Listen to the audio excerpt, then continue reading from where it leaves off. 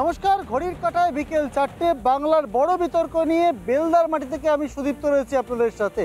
আপনারা জানেন, ইতিমধ্যেই ঘোষণা হয়ে গিয়েছে লোকসভা নির্বাচনের নির্ঘণ্ট। সমস্ত রাজনৈতিক দলের তরফে ইতিমধ্যে প্রস্তুতিও তারা শুরু হয়ে গিয়েছে। তবে এরই মধ্যে বাংলার আকাশে কিন্তু কালো মেঘ। কেন বলছি? বাংলার দিকে দিকে সন্ত্রাসের ছবি।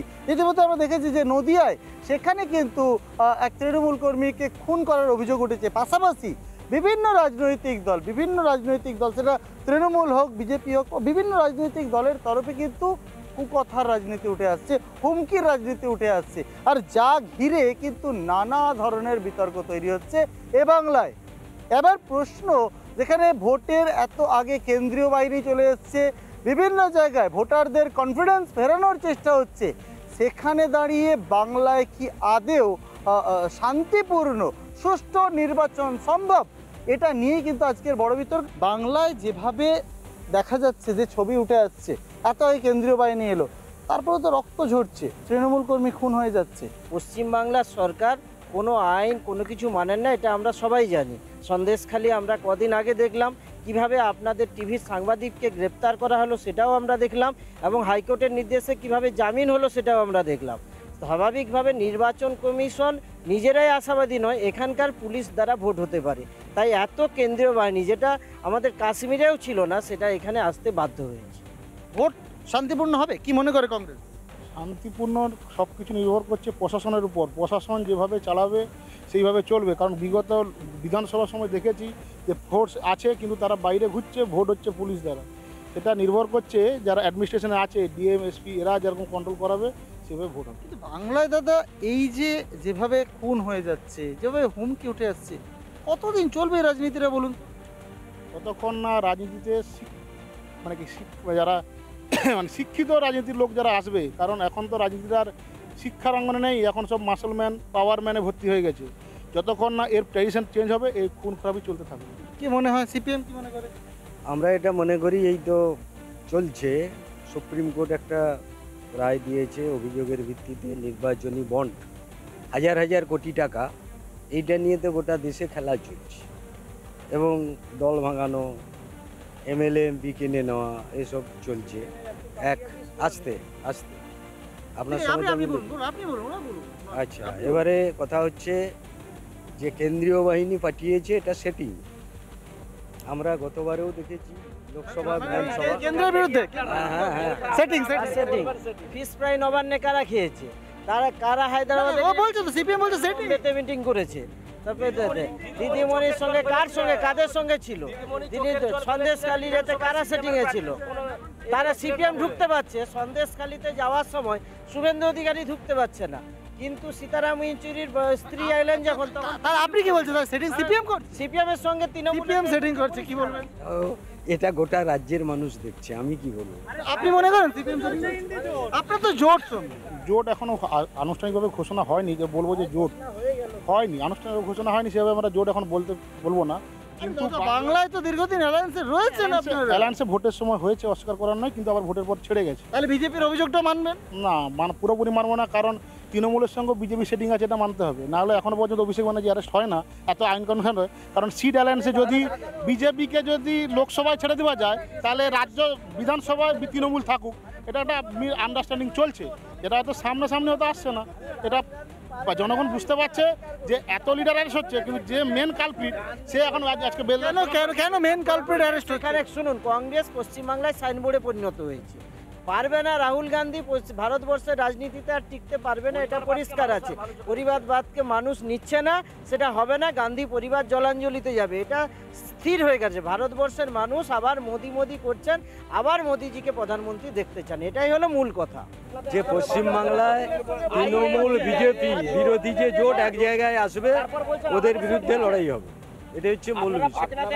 তাতে তৃণমূলকে প্রয়োজনে সাথেও নিতে পারবে। তৃণমূল বিজেপি বিরোধী যে ভোট আছে সবকে একজোট করার চেষ্টা বাম ও গণতান্ত্রিক শক্তি করছে, এবং এটা চলবে এইভাবে। কংগ্রেসকেও সাথে পেতে আগে তো তৃণমূল আর বিজেপি জোট হয়েছে কিনা এটা বিজেপিরা বলতে পারবে, তাকে তৃণমূল আর বিজেপি জোট হয়েছে? এবার ভবিষ্যতে কাল যদি মানে কি একক গরিষ্ঠতা না হয়, তৃণমূলের সমর্থন মোদিজি নেবেন, এটা ঘোষণা করবে দিল্লির বুকে, ওটা ঘোষণা করতে বলুন যে আমরা এককভাবে করবো। কোনোদিন যদি জোট না হয় গভর্নমেন্ট করার জন্য তৃণমূলের সাথে, আপনি বলছেন তৃণমূলের সাথে বিজেপির? অবশ্যই তৃণমূলের সঙ্গে কার সেটিং? উনাদের লোকেরা, উনাদের উকিলরা কারা লড়ে? প্রত্যেকটা সুপ্রিম কোর্টে, হাইকোর্টে কারা লড়ে? অভিষেক মনু সিংভি কাদের লোক? অভিষেক মনু সিংভি কাদের লোক? ইডি সিবিআই কে চালাচ্ছে? অভিষেক ব্যানার্জি গ্রেপ্তার করবে? কার নেতৃত্বে ইডি সিবিআই কে চালাচ্ছে? কার আন্ডারে আছে ইডি সিবিআই? সেন্ট্রাল গভর্নমেন্টের আন্ডারে নয়, কাকে বলাচ্ছে? আগে বলুন অভিষেক মনু সিংভিরা কাদের লোক? এবং প্রত্যেকটা দেখুন, প্রত্যেকটা কংগ্রেসি উকিলরা মোটা অঙ্কের বিনিময়ে তৃণমূলকে বাঁচাচ্ছেন। দেখুন, আইনজীবী তার ব্যবসায়িক সত্তা আলাদা আছে, রাজনৈতিক সত্তা আলাদা, ব্যবসায়িক সত্তা আলাদা। রাজনৈতিক সত্তা আলাদা, রাজনৈতিক না, ওদের প্রসঙ্গটা শুনুন। রাজনৈতিক সত্তা আলাদা। রাজনৈতিক সত্তা কিসের? আগে বলুন, ওখানে দেখুন তৃণমূলের সঙ্গে আতাত করবে, তৃণমূল এখন লাদ মেরে দিয়েছে, তাই ওনারা বলতে পারছে। আমি একটু ইস্যুতে ফিরি। আচ্ছা রমবাবু, আপনি মনে করেন যে এই যে বাংলায় যে ভোট সন্ত্রাস হয় তার পিছনে সিপিএম কংগ্রেস মানুষরা, বাংলার সিপিএম এবং কংগ্রেসকে আমি অনুরোধ করব যে এইবার আপনারা আগে এখানকে মমতা ব্যানার্জিকে সরানোর জন্য আপনাদের তো মানুষ পরীক্ষা করে নিয়েছে, আপনি টেস্টেড ছিলেন, ফেলিওর হয়েছেন। কংগ্রেস দীর্ঘদিন সাইনবোর্ডে পরিণত হয়েছে, সিপিএম 34 বছর ক্ষমতায় ছিল, আমরা মরিচ ঝাঁপিও দেখেছি, আমরা লালগড়ে নেতাই দেখেছি, আমরা নদীগ্রাম দেখেছি, তারাও ফেলিওর হয়েছে। এবার একবার টেস্ট করুন না, আপনারা টেস্ট করুন। প্রধানমন্ত্রী এখানে এসে সন্দেশখালি বলছে, সন্দেশখালি মানে মেয়েরা লড়াই করছে, সেটা ঠিক আছে, আমরা সমর্থন করি, কিন্তু এখানে প্রধানমন্ত্রী এসে সন্দেশখালি বললো, কিন্তু মণিপুর একবারও বললো না। ভোটে মণিপুর আপনি আগে তো আমি যেখানে থাকি সেখানকার ভাববো, ওনারা কিন্তু সেটা ভাবছেন না। মানে সন্দেশখালীটাকে পলিটিসাইজ করছে বিজেপি। না, সন্দেশখালীকে কি তাহলে রাজনীতিকরণ করা হচ্ছে? না, ওটা ইস্যু। আমি ওটা বলছি না, ওখানে মানুষের স্বতঃস্ফূর্ত আবেগের একটা স্ফুরণ ঘটেছে। শুভেন্দু অধিকারী যখন তৃণমূলে ছিল তখন শাহজাহানের সঙ্গে সম্পর্কটা কি ছিল একটু বলবেন? এখন বিজেপি কি ওয়াশিং মেশিন, যে বিজেপিতে যত চোর ঢুকবে সেখানে সব হোয়াইট ওয়াশ হয়ে যাবে? তাহলে আপনারা যে তাহলে অভিষেক ব্যানার্জি রাহুল গান্ধীর কাছে গেছিল কেন? অভিষেক ব্যানার্জি রাহুল গান্ধীর কাছে গেছিল কেন? আপনি আগে জবাব দিন। অভিষেক ব্যানার্জিরা, আপনাদের সব উকিলরা কেন পয়সা নিয়ে লড়ে? আপনি মনে করেন এবারের নির্বাচনটা বাংলায়, অন্তত পশ্চিম মেদিনীপুর যে লোকসভায় দাঁড়িয়ে রয়েছে, মেদিনীপুর লোকসভায়, সেখানে শান্তিপূর্ণ হবে? শান্তিপূর্ণ বলছি তো, টোটালি নির্ভর করছে অ্যাডমিনিস্ট্রেশনের উপরে। অ্যাডমিনিস্ট্রেশন যদি উপরে দেখাচ্ছেন ফোর্স এনে মার্চ হচ্ছে, ভোটের দিন দেখা গেল বুথে নেই, বুথে পুলিশ দিয়ে ভোট হচ্ছে, ফোর্স ঘুরছে রাস্তায়, বুথে লোক নেই, তাহলে কিছু করার নেই। এবারে সেটিংটা হয়েছে বিজেপি তৃণমূল। আপনি মনে করেন এবারে শান্তিপূর্ণ হবে? শান্তিপূর্ণ হবে এই যে রাজ্য পুলিশের উপর নির্ভরশীল, যদি এই দাঁড়ান না, এক মিনিট বলতে দাও। রাজ্য পুলিশের সঙ্গে সেটিং করেই কেন্দ্রীয় বাহিনী নির্বাচন পরিচালনা করবে, কে কোন সিটে জিতবে সেগুলো ঠিক করবে। তাহলে মমতা ব্যানার্জি হাত ধরতেন। শুনুন, ইন্ডি জোট, এই যে লোকসভা, এই লোকসভায় নির্বাচনটা শান্তিপূর্ণ হবে? আপনার নারায়ণগড়ে একের পর এক অভিযোগ উঠে। দেখুন ইন্ডি জোটে এরাও ছিলেন, এটা তো ঘটনা, কংগ্রেস সিপিএম ছিল, তাহলে আজকে মমতা ব্যানার্জি লাদ মেরে পালিয়ে এসছে, তাই ওনারা খারাপ বলছেন। মমতা ব্যানার্জি যদি ইন্ডি জোটে বলে আমি একটা সিট দেবো, কংগ্রেস সিপিএম 1000 বার একবারে নাক্ষত দিয়ে চলে যাবে। যদি মমতা বন্দ্যোপাধ্যায় রাজি হয় তাহলে কংগ্রেস সিপিএম নাক্ষত দিয়ে চলে যাবে। না, ও তো অভিযোগ ওরা করতে পারে, কিন্তু জোট যেটা আছে, রাহুল গান্ধী অভিষেক ব্যানার্জি বাদরও ছিলেন, হ্যাঁ, তাহলে কিসের জন্য বৈঠক করেছিল মমতা বন্দ্যোপাধ্যায়ের সঙ্গে? হ্যাঁ বৈঠক হয়েছে তো, যখন বিরোধী আসনে থাকে শাসকের বিরোধী, তখন সবাই একটা জোট সৃষ্টি করে। আগে যখন সিপিএমকে তাড়ানোর জন্য একটা বিরোধী জোট হয়েছিল, প্রায় হয়েছিল, সেখানে এখন ইন্ডিয়াতে তো চোরেদের জোট একটা তৈরি হয়, বিরোধী ভোটকে এগার করার জন্য করা হয়। এবারে কেউ যদি না মেনে সে যদি এককভাবে চলে যায়, তো সেটা তার ব্যাপার, সেটা তার কংগ্রেসের দায়িত্ব নয়। সবসময় অভিযোগ ছিল যে কংগ্রেস সবসময় একক রাজনীতি করে, জোট করতে চায় না, জোট বিরোধী। কিন্তু আমরা দেখেছি তো ইলেকট্রাল বন্ডে কারা সবচেয়ে বেশি বেনিফিটেড হয়েছে, এই টিএমসি, এই কংগ্রেস আজকে বিজেপির থেকে বেশি ইলেকট্রাল বন্ড নিয়েছে। আপনারা ইলেকট্রাল বন্ড নিয়ে বড় বড় কথা 54% হয়েছে বিজেপি। গোটা দেশে যা বন্ড নেওয়া হয়েছে তার 54% বিজেপি, একবারে আজকে বেরিয়ে গেছে। না না, একটা কথা বলি, সিপিএম এবং আজকে কংগ্রেস যদি ইন্ডি জোট হতো, যদি তৃণমূলে থাকতো, যদি একটা সিট দিত, তাহলে এরা তৃণমূলের বিরুদ্ধে একটা কথা বলতেন, তাহলে তারা তো জোট করে লড়তেন আজকে। এখন যে জোট তারা নিজেরা করেছেন, কংগ্রেসকে বলতে হবে যে তার 54,000 কংগ্রেস কর্মী এখানে খুন হয়েছে সিপিএমের দ্বারা। সেই 54,000 কংগ্রেস কর্মীর বুকের উপরে দাঁড়িয়ে, এবং যেখানে বর্ধমানে যেটা ঘটেছিল, নিরুপম সেনরা যেটা করেছিল, মায়ের ছেলের রক্ত খাইয়েছিল মাকে, রক্তমাখা ভাত খাইয়েছিল মাকে, সেই সিপিএমের হাতে ওনারা হাত ধরেছেন। অস্বীকার করার নয়, সিপিএমের অত্যাচার ছিল, যখন রাজা ছিল অনেক কংগ্রেসের উপর অত্যাচার হয়েছে, কিন্তু তৃণমূলের বলছি সিপিএমের জমানায় যেরকম অত্যাচার হয়েছে, কংগ্রেস অনেক খুন হয়েছে, সেরকম তৃণমূলের জমানায় অনেক অত্যাচার হয়েছে, অনেক। তাহলে আপনারা সেই এটাকে ভুলে গিয়েছেন। ভুলা নয়, এবারে সেই সন্ত্রাসী ছবিটা কংগ্রেস ভুলে গিয়েছে। তৃণমূলকে সরানোর জন্য তাৎক্ষণিকভাবে সিপিএমের সঙ্গে আঘাত করা হয়েছিল 2016 সালে, অস্বীকার করার কথা নয়। তৃণমূলেরকে হাঁটানোর জন্য এই জোটটা করানো হয়েছিল, এবার তাতে সরেনি, তার জন্য আমরা আবার বেরিয়ে এসেছি জোট থেকে। আবার নতুন করে হয়তো জোট সৃষ্টি একটা হয়েছে ইন্ডিয়া জোটের, এখনো পর্যন্ত ফাইনালভাবে সিপিএমের সঙ্গে আমাদের কোনো জোট অ্যারেঞ্জ হয়নি এই লোকসভায়। জোট তো হবে, জোট তো হয়নি বললে হবে না, জোট তো হচ্ছে। এবং ইন্ডি জোট হতো যদি তৃণমূল না ওদের লাত মারতো, আমি বারবার বলছি তৃণমূল যদি ওদের লাত না মারতো তাহলে ওরা জোট করতেন, কিন্তু তৃণমূল পালিয়ে এসছে বলে ওনারা জোট যাই হোক, এই যে বাংলার সামগ্রিক পরিস্থিতি, রমাবাবু শুনুন, এই জায়গায় দাঁড়িয়ে আমি কংগ্রেসেরও তো মার খাচ্ছে। কংগ্রেসকে না, আমি একটা জায়গায় দাঁড়িয়ে বলবো যে কংগ্রেসকে এবং সিপিএমকে, যে আপনারা এই জায়গায় দাঁড়িয়ে একটাবার সমর্থন করুন না বিজেপিকে। সমর্থন চাইছে কংগ্রেসের, আমরা সমর্থন করবো, আমাদের রাজনৈতিক সত্তায় ছেড়ে দিয়ে কি বিজেপিকে সমর্থন করতে হবে? কেন বিশেষ কিসের জন্য? তাহলে ও রাজ্যের স্বার্থে বিজেপি। আমরা তো জাতীয় রাজনীতিটা করি, আপনারা যেরকম জাতীয় রাজনীতি করেন। আপনি তো মশাই কংগ্রেসের ঘরের ছেলে, আপনি তৃণমূলে গেছেন, আপনি বিজেপিতে এসছেন। আজকের এই নতুন প্রজন্ম যারা এসছে, এদের কথা সমর্থন করা যায়, কিন্তু আপনি তো একদম শুনুন, আপনি কংগ্রেস অত্যাচারের বিরুদ্ধে দাঁড়িয়ে আজকে কথা বলছেন। যে লোকগুলো মারা গেছে তাদের কি করেছেন? যে লোকগুলো বিজেপিতে গেছেন, তারপর আজকে আপনি বড় বড় কথা বলছেন। নতুন প্রজন্মকে ছাড়ুন, নতুন প্রজন্মের কথা সমর্থন করা যায়, আপনার কথা আমরা সমর্থন করিনি। আমি একটা কথা বলুন তো, অনেকদিন তো নির্বাচন দেখছেন, আপনি অনেক সিনিয়র লোক, বাংলায় এই পরিস্থিতি আগে দেখেছেন কখন? না, এরকম পরিস্থিতি দেখিনি। সিপিএমের সময় দেখেছি, দেখুন আপনি আটকানোর উপায়, আটকানোর রাস্তা। আমরা আঘাত করতে যাইনি। আপনি কি জানেননি মমতা ব্যানার্জির সঙ্গে যখন রেলমন্ত্রীটা দিয়েছিলেন, আপনি কি জানেন? তখন তো আপনি সেলাম ঢুকতেন, তখন মমতা ব্যানার্জিকে সেলাম ঢুকতেন। যত লোক মারা গেছে তাদের হাত আপনারা ধরেছেন। পাটনাতে কে মিটিং করেছিল? বোম্বেতে কে মিটিং করেছিল? না, আমি বলছি, আমার রমাবাবু যে কথাটা বলছেন, উনি তো পরখাওয়া মাল। উনি 3 দলের লোক, কংগ্রেস ঘরানা থেকে তৈরি হয়েছিলেন, কংগ্রেস ঘরানাতে কংগ্রেস করেছেন। উনাদের টোটাল ফাইনাল আমাকে বলতে দেন। সিপিএমকে তাড়ানোর জন্য তৃণমূল হলেন, আবার তৃণমূল থেকে যখন তো বহিষ্কৃত করলো, তখন তিনি চলে গেলেন বিজেপিতে। আজকে তিনি বড় বড় কথা বলছেন।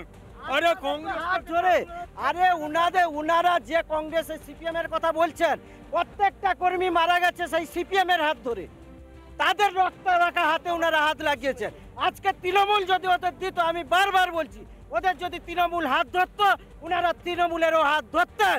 উনাদের সব কর্মীর মারা যাওয়ার বিনিময়ে, সেটা তো রাহুল গান্ধী পরিষ্কার বলেছিলেন, তৃণমূল উনাদের লাত মেরেছে।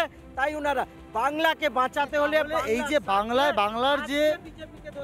যে পরিস্থিতি মানে এই যে সন্ত্রাস আটকানোর জন্য কংগ্রেসের ভূমিকা কি? একমাত্র বিজেপি পাবে, কংগ্রেস তো নেই, টিম করে চলছে। আমি এটাই কংগ্রেসের গায়ে নেবো। কংগ্রেসের ভূমিকা কি আজকে সন্ত্রাস আটকানোর জন্য? আপনারাও তো বিরোধী আসনে বসে রয়েছে, কি ভূমিকা হচ্ছে আমাদের দাবি থাকবে যে নির্বাচনটা যেন সুষ্ঠুভাবে হয়, মানুষ যেন তার গণতান্ত্রিক পথে নেমেছেন। কতটা পথে আমাদের সত্যি কথা বলতে, আমাদের দল ভাঙতে অনেক কমে গেছে, সেটা অস্বীকার করার কথা নয়। দল অনেকবার ভেঙেছে। এইবারে এই বলছেন দল আজকে তলানিতে রেখে কিছু করার নেই, এর জন্য তো আমাদের যে মানে কি যে পট পরিবর্তন, এই রাজনৈতিক পট পরিবর্তন এর জন্য আমাদের দায়ী, সেটা অস্বীকার করতে পারবো না। এই কারণে মমতা বন্দ্যোপাধ্যায়ের বিরুদ্ধে বা তৃণমূলের বিরুদ্ধে আন্দোলন সংগঠিত হচ্ছে। ব্যানার্জির বিরুদ্ধে আমরা যেরকম সিপিএম কেন যারা আজকে বিরোধী যারা শাসক দল সেন্ট্রালে বলুন বা রাজ্য বলুন, এরাই তো কেনা বেচাতে করে করে সব এমএলএ এমপি কিনে নিয়েছে। কংগ্রেসীদের রাখতে পারেনি, এখন আপনি মুর্শিদাবাদের আপনারা রাখতে পারেনি।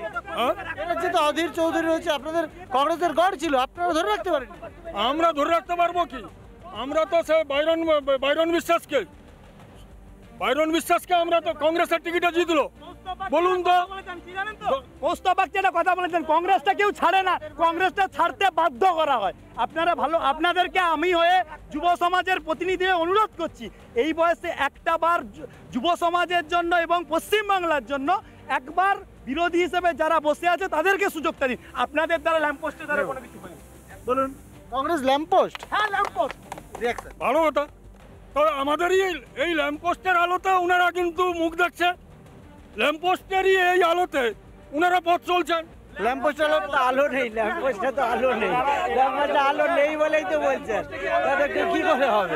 ওনাদের লোকই নাই, তারা ওদের হবে কি করে? বাংলার উন্নয়নের জন্য মানুষ যাকে ভালো বুঝবে তাকে ভোট দিবে। গণতন্ত্র পরিবেশ রক্ষার জন্য যাকে চাইবে, সে কংগ্রেস হোক, সিপিএম হোক, বিজেপি হোক, তৃণমূল হোক, আপনারা পুরোটা মানুষের ওপরে ছাড়। মানুষের উপরে হবে। মানুষই তো রায় দেবে, মানুষই। মানুষ যদি জেগে ঘুমাতো আমাদের কিছু করার নেই, আপনি কি করতে পারি? কংগ্রেস আজকে নিচুর তলার কর্মীদের আশ্বস্ত করার জায়গায় বলছে মানুষের ওপরে ছাড়ছে। শুনুন, ওনাদের লোক নেই তাই বলতে বাধ্য হচ্ছে। একটা পরিষ্কার কথা বলি, এখানে সিপিএমের অত্যাচারের বিরুদ্ধে একটা সময় ওনারাও ছিলেন, সবাই লড়াই করে কিন্তু তৃণমূল ক্ষমতায় এসেছিল। আজকে তৃণমূলের অত্যাচারের বিরুদ্ধে ওনারা হয়তো সার্বিক ক্ষেত্রে স্বীকার করছেন না, কিন্তু পশ্চিমবাংলার মাটিতে দাঁড়িয়ে আজকের তৃণমূলকে হটাতে হলে কিন্তু বিজেপি প্রধান বিরোধী দল, বিজেপিকেই লাগবে এবং বিজেপির ছাতার তলায় সবাইকে আসতে হবে।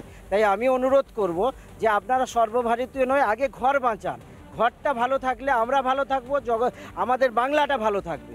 এই জায়গায় দাঁড়িয়ে আজকে নরেন্দ্র মোদীকে, বিজেপিকে সাপোর্ট করুন। শেষ প্রশ্ন, একদম শেষ প্রশ্ন নিয়ে যাব। এ বাংলায় সন্ত্রাসীন ভোট কি দেখবে রাজ্যবাসী? চেষ্টা এবারে নির্বাচন কমিশনের কাছে আমরা আশাবাদী, যেভাবে বাহিনী দিয়েছে। কিন্তু আমরা একটা ব্যাপারে আশাবাদী নয়, এসপিডিএমদের মনোভাব একটুও ভালো নয়। তারা পুরোটাই তৃণমূলপন্থী হয়ে গেছে, একটা দলের পক্ষে পুরা সেট আপ যদি আমি কংগ্রেসের কাছে একই রিয়াকশন। এবারের নির্বাচন সন্ত্রাসীন দেখবে বাংলা? লোকসভায় এতটা সন্ত্রাস হয় না যেটা পঞ্চায়েত বা বিধানসভায় হয়, তবে কারণ এটা বিরাট মার্জিনের ভোটারের ব্যাপার, তো এতটা সন্ত্রাস হয় না। তবে চেষ্টা তো করবে শাসক দল, তো তার বজায় রাখার জন্য চেষ্টা করবে। এবারে সেটা হচ্ছে ডিপেন্ড করছে এসপি ডিএম যারা অ্যাডমিনিস্ট্রেশন তাদের উপরে। আপনিও বিজেপির সঙ্গে একমতই হতো? ওটা তো যেটা তো হচ্ছে, অর্থাৎ খুব স্বাভাবিকভাবে রাজ্য জুড়ে যে নির্বাচন হতে চলেছে সেই নির্বাচন কতটা শান্তিপূর্ণ বা অবাধ হবে তা নিয়ে কিন্তু সন্দিহান রাজ্যের বিরোধী শিবিরগুলিও। যদিও শাসক দল তৃণমূলের তরফে এই নিয়ে কোনো প্রতিক্রিয়া পাওয়া যাচ্ছে না।